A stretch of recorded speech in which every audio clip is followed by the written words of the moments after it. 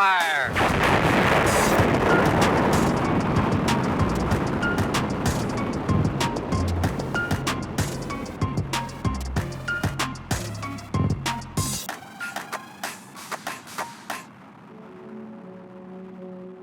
Pour faire partie du corps des astronautes, il faut faire une fois le tour de la Terre à plus de 100 km d'altitude. Alors ce corps d'astronautes est constitué de 550 astronautes venant d'à peu près 40 pays différents. 60% d'entre eux sont américains, 20% russes, et puis ensuite vient dans l'ordre des Japonais, 2%, ensuite des Allemands, Chinois et Français, et puis d'autres nations. Sur 550, elles ne sont que 65, environ 12%.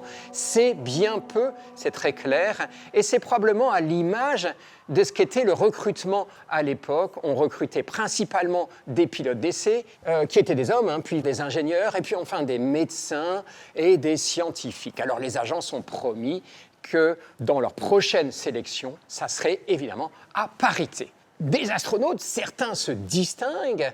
Les marcheurs lunaires, qu'on appelle moonwalkers, c'est 12 Américains qui ont foulé le sol de la Lune.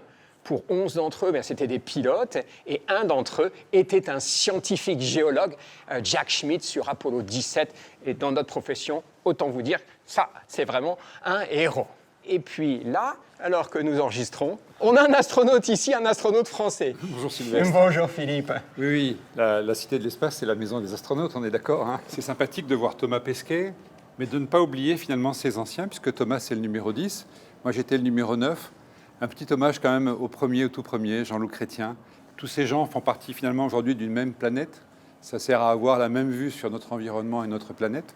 Et puis demain, ça servira à partir ensemble peut-être dans ce que tu nous prépares, les voyages martiens. En tout cas, je l'espère. Je l'espère, merci Philippe.